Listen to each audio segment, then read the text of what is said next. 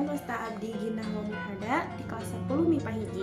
Cing kuring di dieu bade ngadongeng tentang pamenta tilu rupa. Zaman baheula aya hiji jalma anu hirupna malarakosa.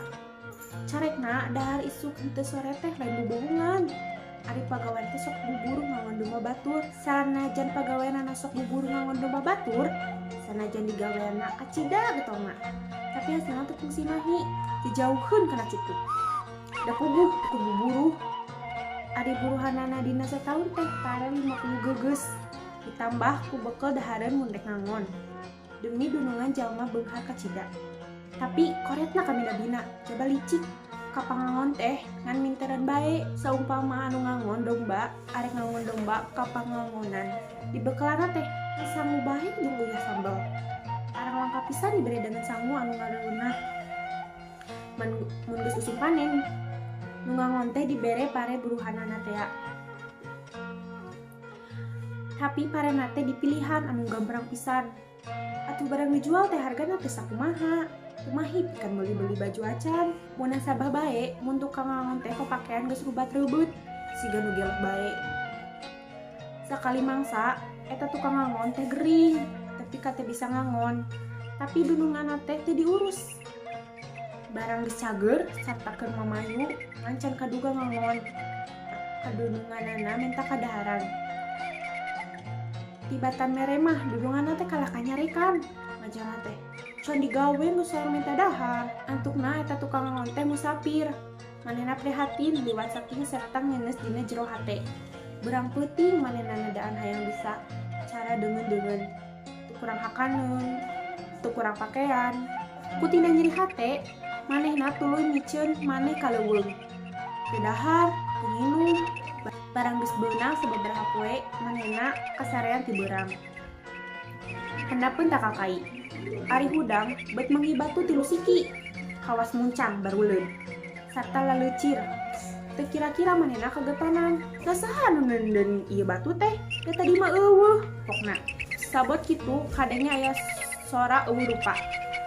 Ujang, kusabab maneh sakitu prihatina, ayeuna pamenta maneh dikabulkeun. Maneh meunang menta 3 rupa. Dek menta naon oge bae. Dina sakalina menta, eta batu kudu dialungkeun hiji. Tukang anggot liwat saking atoheunana. Nuhun Gusti nuhun. Pokna bari nimbah-nimbah. Tidinya tukang angon tuluy balik ka sajajalan, teu weuleuh sura-seuri sorangan bari mikiran rek menta naon. Cek geureunteu hatena. Kahiji, aing rek menta beunghar. Kadua, rek menta jadi raja. Lantaran beunghar oge lamun teu agung mah tar dihargaan. Katilu, aing rek menta loba anak. Sangkan bisa nuluykeun raja jeung kabeungharanana.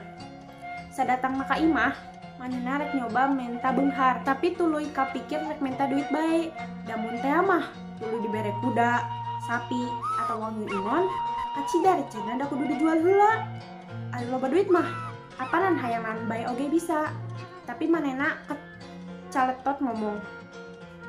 Maksudna hayang loba duit, ari pok teh beut hayang loba ceuli. Barang kalung teh batu dialungkeun ngan breng bae awakna pinu ku ceuli. Meni kawas tunggul anu pinu ku lember. Tukang angon gogolelan ceurik, awahing ku gila nenjo awak sorangan. Handeuleun deui lantaran pamenta anu kahiji geus mubadir, geus barang geus leuleur, manehna mikir deui. Cek lentesna, keun bae teu jadi raja oge, teu boga anak loba oge, asa jadi beunghar we. Tapi ceuli anu matek pi kagilaeun teh kudu leungit heula. Kaleuweung manehna ngalungkeun deui batun kadua. Menta sakan ceuli anu rimbin dina awakna leungit kabeh. Tes bae ceuli teh leungit tanpa ilang tanpa karena. Tukang angon kacida bungaheun sarta niatna rek ati-ati pisan dina nepikeun pamenta anu katilu.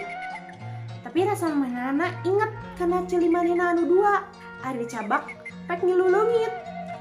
Puguh wae ruwaseun tukang angon. Atuh ngan hing deui bae. Manehna curik leuwih nyeri batan anu tadi, sabab pamentana kari hiji deui. Kumaha ayeuna aing? Lamun minta beunghar, meureun aing jadi jalma tanpa deksa. Teu boga ceuli. Lamun minta didatangkeun deui ceuli, aing meureun angger malarat. Saenggeus bingung mikiran nasib, beut datang ilmu dina pikiran anu bersih. Leuwih hade aing didatangkeun deui dua ceuli anu asal da cekolot oge apanan awak anu luar negeri. Sehat bari jagjag waringkas leuwih utama tibatan kakayaan. Sarta saestina jalma anu beunghar teh nyaeta jalma anu narima kana kulak canggeng bagja, narima kana takdirna. Kawas aing geus milikna jadi jalma melarat, eueuh sisik beunghar, eta tarimakeun bae. Nas eta teu boga dahareun, pakeun, nyara ikhtiar bae. Da awak mengkep keneh, tanaga gede, mending neangan bae dunungan anu bageur, pokna. Sakitu bae di simkuring pamit. Wassalamualaikum warahmatullahi wabarakatuh.